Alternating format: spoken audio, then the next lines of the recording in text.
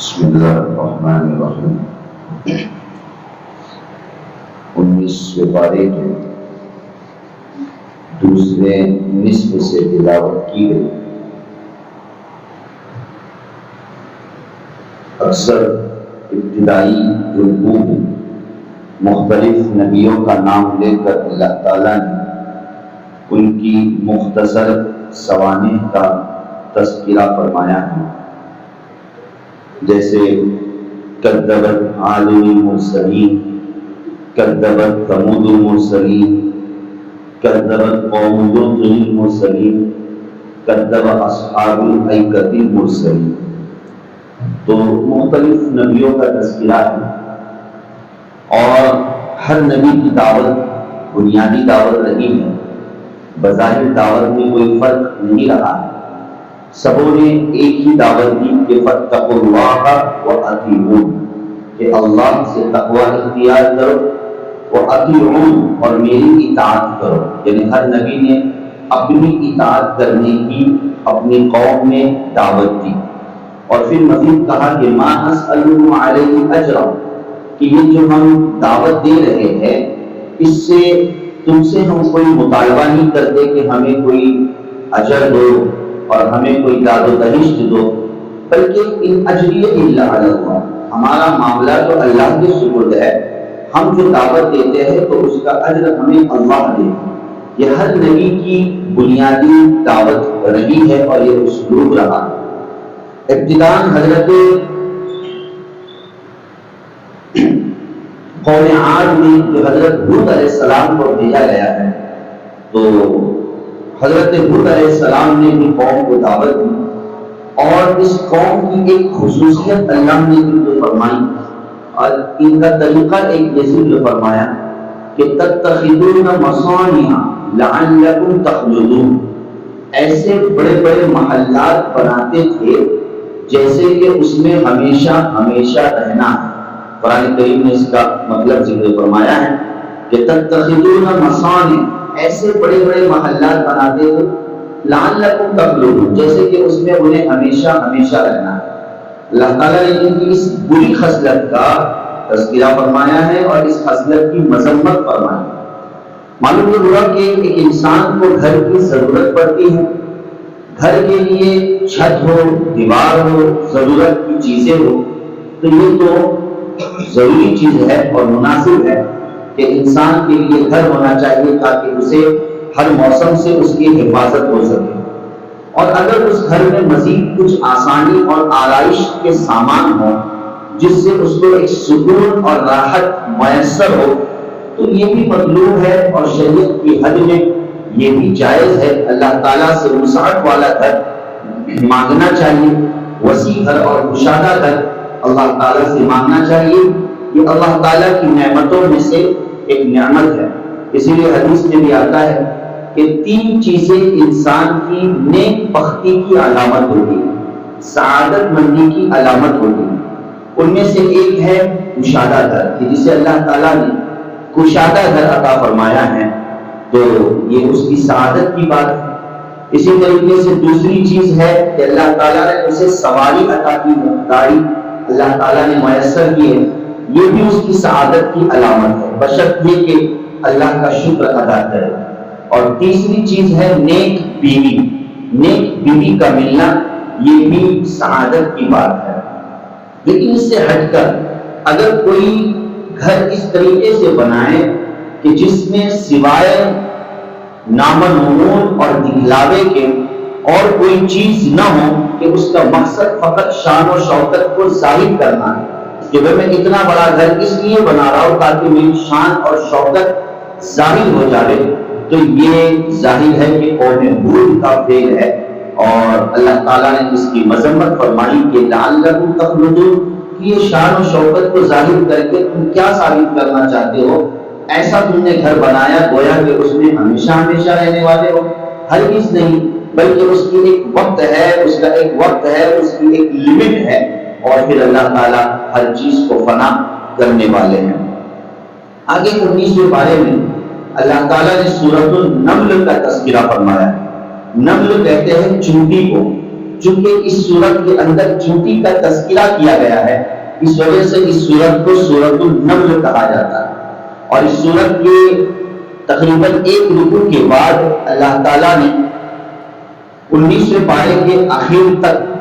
حضرت داؤد علیہ السلام اور اسی طریقے سے حضرت سلیمان علیہ السلام کی زندگی اور آپ کی پاکیزہ سیرت کا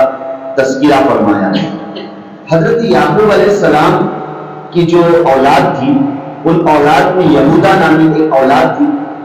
اور انہی یہودا کی نسل سے حضرت داؤد علیہ السلام دنیا میں تشریف لاتے ہیں۔ حضرت داؤد علیہ السلام یہ حضرت یعقوب علیہ السلام کے بیٹے یہودا کی نسل سے دنیا میں تشریف لاتے ہیں، اور اللہ تعالیٰ نے حضرت داؤد علیہ السلام کو وقت کا نبی بنایا تھا، اور بہت سی مال و دولت سے اللہ تعالیٰ نے نوازا تھا۔ اور انہی کے بیٹے حضرت سلیمان علیہ السلام یہ بھی اپنے وقت کے پیغمبر تھے، اور اللہ تعالیٰ نے انہیں بھی دنیا کی بہت بڑی سلطنت عطا فرمائی تھی۔ اللہ تعالیٰ نے حضرت سلیمان علیہ السلام کو کون کون سی خصوصیات عطا فرمائی تھی وہ اس سورۃ النمل کے اندر موجود ہے۔ سب سے پہلی خصوصیت یہ تھی کہ حضرت سلیمان علیہ السلام پرندوں کی بولی جانتے تھے، جانوروں کی بولی جانتے تھے۔ اس سے پتہ چلتا ہے کہ جس طرح انسان آپس میں گفتگو کرتے ہیں اور بات چیت کرتے ہیں، تبادلے خیال کرتے ہیں، اللہ تعالیٰ نے جانوروں کو بھی اور پرندوں کو بھی ایک بولی سکھلائی ہے جو اپنے طور پہ آپس میں تبادلے خیال کرتے ہیں۔ وہ الگ بات ہے کہ انسان اس کو سمجھ نہیں پاتے۔ تو حضرت سلیمان علیہ السلام کا ایک معجزہ یہ تھا کہ اللہ تعالیٰ نے جانوروں کی بولی اور پرندوں کی بولی اللہ نے حضرت سلیمان علیہ السلام کو سمجھنے کی توفیق عطا فرمائی تھی۔ اسی طریقے سے آپ کی دوسری خصوصیت یہ ہے کہ حضرت سلیمان علیہ السلام کا جنات پر بڑا قابو اور کنٹرول تھا۔ جنات ایک مخلوق ہے، انسانوں کی طرح اللہ تعالیٰ نے اسے بھی ایک مکلف مخلوق بنایا ہے، اور قرآن کریم میں انسان اور جنات کا ایک ساتھ اللہ تعالیٰ نے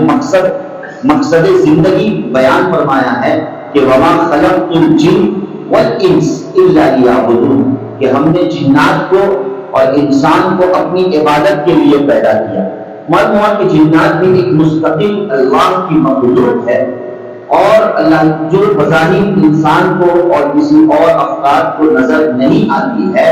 تو حضرت سلیمان علیہ السلام کا یہ معجزہ تھا کہ جنات آپ کے کنٹرول اور آپ کے قابو میں تھے، اور اسی ذریعے سے حضرت سلیمان علیہ السلام جنات سے بڑے بڑے کام لیا کرتے تھے۔ جیسے کہ مسجد اقصیٰ کی جو تعمیر ہے، تو مسجد اقصیٰ کی تعمیر حضرت سلیمان علیہ السلام نے جنات ہی کے ذریعے سے کروائی ہے، جو پورا واقعہ اللہ تعالیٰ نے قرآن کریم میں ذکر فرمایا ہے۔ اسی طریقے سے حضرت سلیمان علیہ السلام کا ایسا لشکر تھا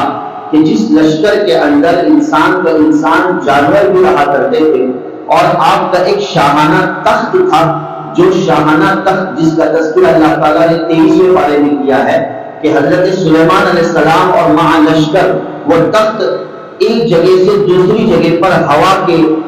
سمت سے منتقل ہوا کرتا تھا۔ یہ بھی در حقیقت حضرت سلیمان علیہ السلام کی خصوصیت اور آپ کا معجزہ تھا۔ اللہ تعالیٰ اپنے نبیوں کو معجزہ عطا فرماتے ہیں، اور اس پر ایمان لانا ہمارے لیے لازم اور ضروری ہے۔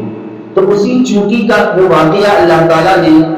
سورۃ النمل کے اندر ذکر فرمایا ہے کہ جب سلیمان علیہ السلام کا لشکر زمینی لشکر زمین سے سفر طے کر رہا تھا، تو چونٹیوں کی ایک جماعت اور چونٹیوں کا ایک جھنڈ راستہ طے کر رہا تھا۔ اللہ تعالیٰ نے چونٹیوں میں اور بعض جانوروں میں یہ خصوصیت کی ہے کہ ہمیشہ وہ اجتماعیت میں رہتے ہیں۔ اس لیے ہم چونٹی کو دیکھیں تو اس سے ہمیں بہت بڑا سبق ملتا ہے کہ اکثر چونٹیاں جب نکلتی ہیں تو وہ ایک قطار میں اور ایک اجتماعیت کے ساتھ نکلتی ہے۔ یہی بات شہد کی مکھی میں پائی جاتی ہے۔ شہد کی مکھیاں بھی ہمیشہ جھنڈ میں اور ساتھ میں رہا کرتی ہیں۔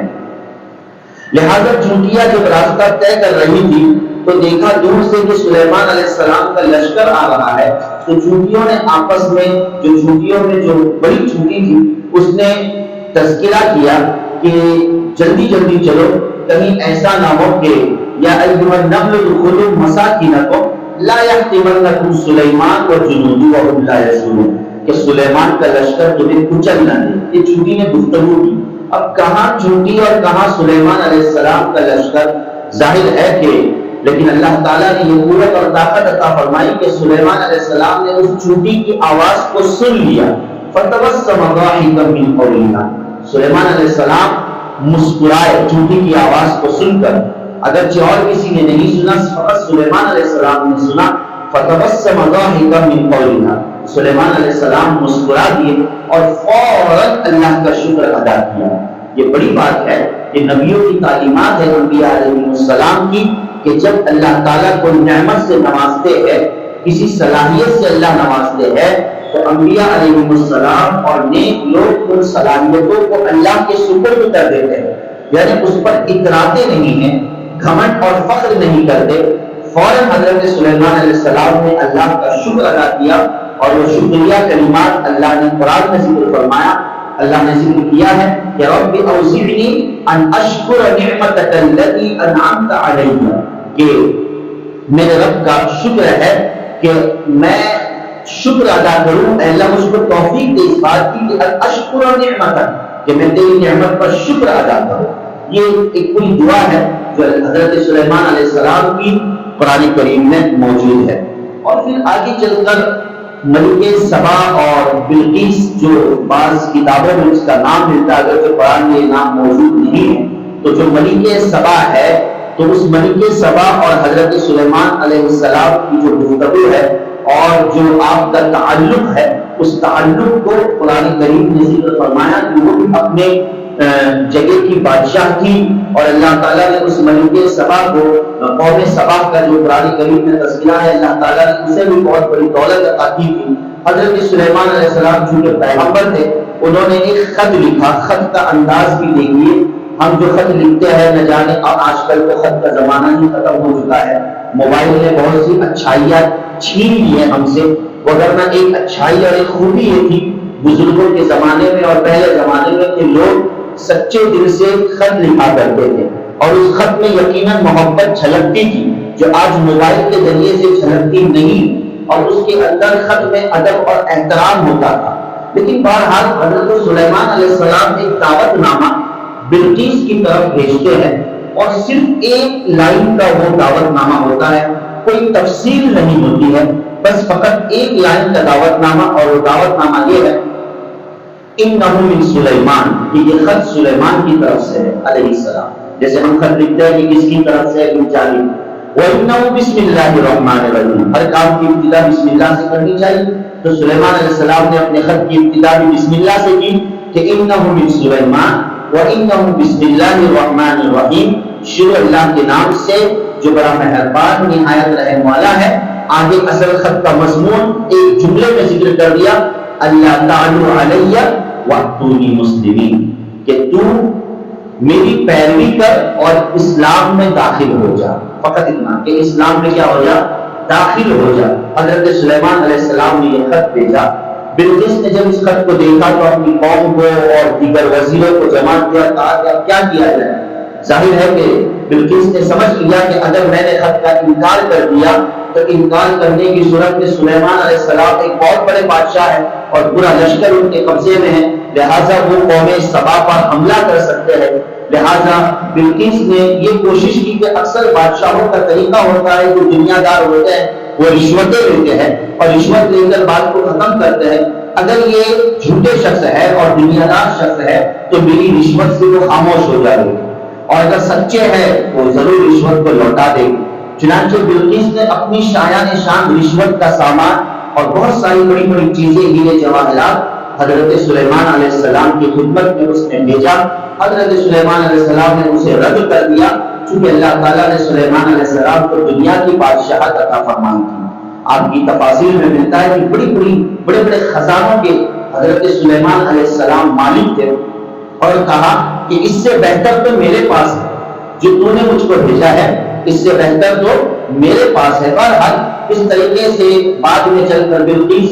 اسلام میں داخل ہو جاتی ہے اور حضرت سلیمان علیہ السلام کی سلطنت میں داخل ہوتی ہے، تو وہ پورا واقعہ اللہ تعالیٰ نے 19ویں پارے میں ذکر فرمایا ہے۔ آگے اللہ تعالیٰ نے قیامت کی نشانیوں میں سے ایک نشانی کا تذکرہ فرمایا، وَإِذَا وَقَعَ الْقَوْلُ عَلَيْهِمْ أَخْرَجْنَا لَهُمْ دَابَّةً مِّنَ الْأَرْضِ تُكَلِّمُهُمْ۔ قیامت کی جو چھوٹی چھوٹی نشانیاں ہیں جس کو علامات صغریٰ کہا جاتا ہے، وہ تو ایک بعد دیگر ظاہر ہو ہی رہی ہے، وقتاً فوقتاً فتنے ظاہر ہو ہی رہے ہیں، لیکن بعض مخصوص علامات کبریٰ ہے، بڑی علامات ہے کہ ان علامات کے ظاہر ہونے کے بعد اب توبہ کا کوئی موقع بھی نصیب نہیں ہوگا اور یقیناً آنن فانن قیامت واقع ہو جائے گی۔ تو ان بڑی نشانیوں میں سے چند نشانیاں یہ ہے کہ اللہ تعالیٰ سورج کو،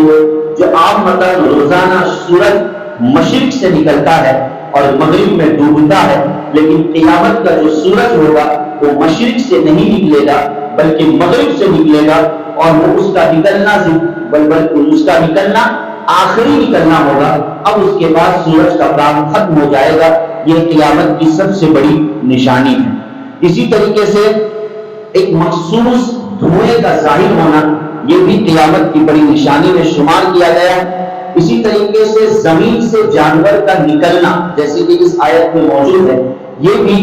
قیامت کی بڑی نشانیوں میں سے ایک نشانی ہے۔ اسی طرح خروج یاجوج و ماجوج، اللہ تعالیٰ نے اسے بہت 17ویں پارے میں بھی اس کا تذکرہ فرمایا ہے کہ یاجوج اور ماجوج قوم کو اللہ تعالیٰ کھول دے گے اور وہ نکل جائے گی اور پوری دنیا میں فتنہ اور فساد برپا کرے گی۔ یہ بھی ایک قیامت کی بڑی نشانی ہے۔ نزول عیسیٰ علیہ السلام، جو ہم بارہا سنتے ہیں حضرت عیسیٰ علیہ السلام کا نزول ہوگا، یہ بھی قیامت کی بڑی نشانی ہے۔ خروج دجال کا ظاہر ہونا، یہ بھی ایک قیامت کی بڑی نشانی ہے۔ اسی طریقے سے مقام عدن سے ایک بہت بڑی آگ کا نکلنا، جو آگ لوگوں کو میدان محشر کی طرف بھاگے گی۔ الغرض یہ قیامت کی کچھ علامات کبریٰ اور بڑی نشانیاں۔ ان نشانیوں میں سے ایک نشانی جس کا اللہ نے اس یہاں پر اللہ تعالیٰ نے یعنی 20ویں پارے میں اللہ تعالیٰ نے تذکرہ فرمایا کہ وَإِذَا وَقَعَ الْقَوْلُ عَلَيْهِمْ أَخْرَجْنَا لَهُمْ دَابَّةً مِّنَ الْأَرْضِ، کہ اللہ تعالیٰ زمین سے ایک جانور نکالے گا۔ معلوم ہوا کہ یہ جانور نسلی طور پر پیدا نہیں ہوگا بلکہ ظاہر ہوگا۔ مثلا میں جیسے صالح علیہ السلام کی اونٹنی ظاہر ہوئی تھی پہاڑ میں سے، پیدا نہیں ہوئی، تو اسی طریقے سے یہ جانور زمین سے ظاہر ہوگا۔ اللہ تعالیٰ قیامت سے پہلے نکالے گا، جو بہت بڑا ہوگا، اور حدیث میں اس کی کچھ صفات بھی ہے اور تفسیر کی کتابوں میں اس کی کچھ تفسیر بھی ہے۔ بہرحال تو وہ جانور ظاہر ہوگا، عجیب قسم کا ڈراؤنی جانور ہوگا، اور باقاعدہ اللہ تعالیٰ اس کو بولنے کی طاقت عطا کرے گی۔ تکلمہم قرآن کریم میں موجود ہے، جس طرح انسان بات کرتا ہے تو اسی طریقے سے وہ جانور بات کرے گا۔ ایسا ہولناک منظر ہوگا، اللہ تعالیٰ حفاظت فرمائے۔ تو وہ جانور بات کرے گا، اور اسی طریقے سے کافر اور ایمان والے کے درمیان فرق کرتے ہوئے باقاعدہ کافر پر ایک نشانی لگائے گا اور ہر ایمان والے پر ایک نشانی لگائے گا، اور اس طریقے سے اس کی ہیبت پوری دنیا میں چھا جائے گی۔ تو اس قسم کا جانور، اب اس کی کیا کیفیت ہوگی، اس کے نکلنے کا کیا وقت ہوگا، وہ جانور کہاں سے نکلے گا، بظاہر قرآن اور حدیث میں اس کی تفصیل موجود نہیں ہے۔ واللہ اعلم بالصواب، اللہ تعالیٰ بہتر جانتے ہیں کہ اس جانور کی کیا کیفیت ہوگی۔ تو قرآن کریم میں اسی جانور سے متعلق اور بھی بہت سی دوسری ایک جگہ پر اللہ نے اس کا تذکرہ فرمایا ہے کہ یہ قیامت سے پہلے یہ جانور ظاہر ہونے والا ہے۔ اسی طریقے سے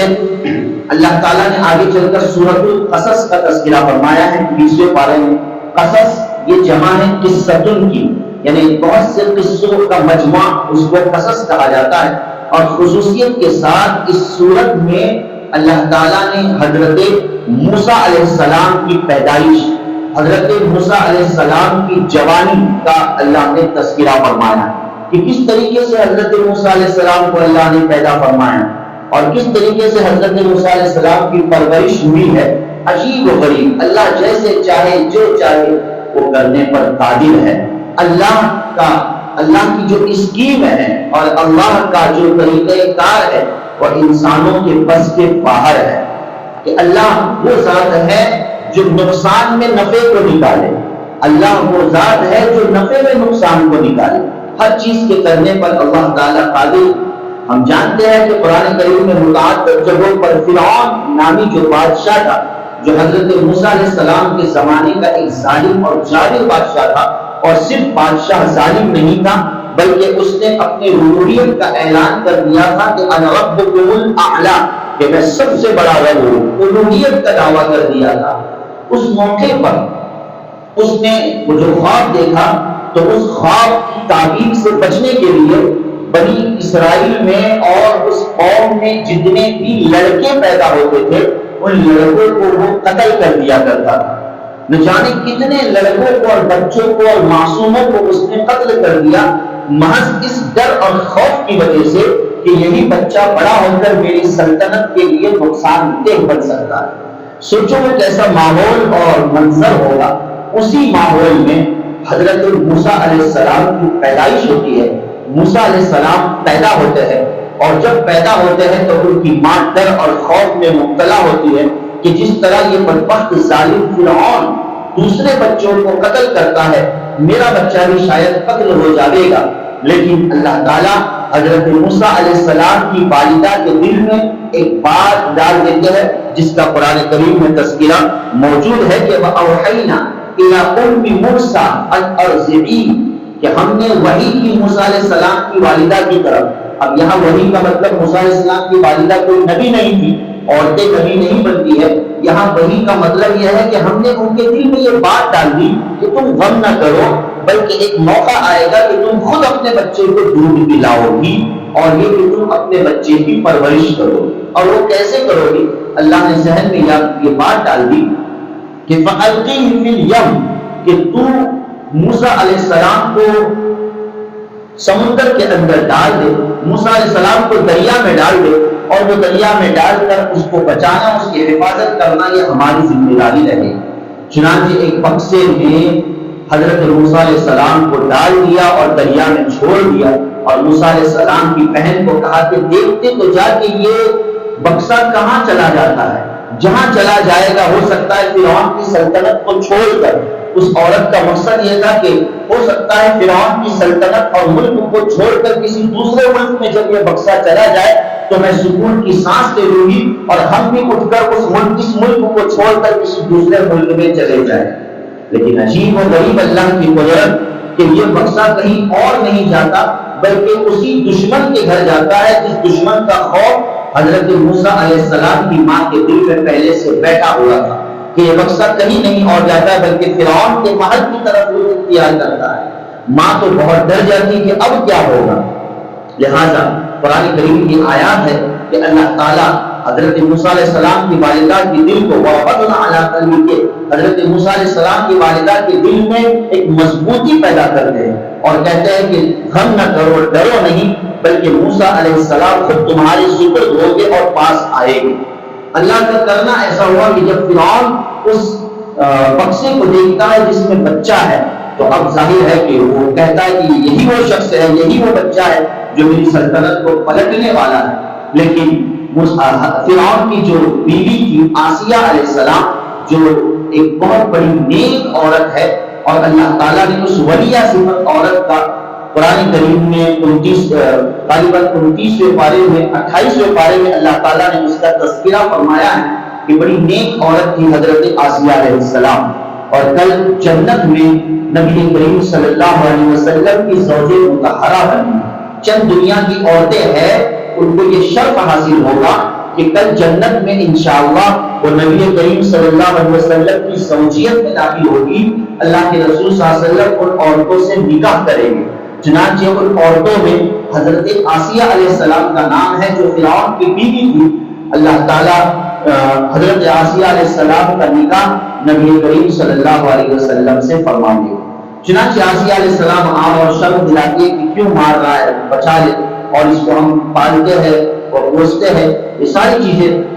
فرعون چونکہ آسیہ سے بہت محبت کرتا تھا لہذا آسیہ علیہ السلام کی بات کو فرعون نے مان لیا، اور یہی حضرت موسیٰ علیہ السلام کی پرورش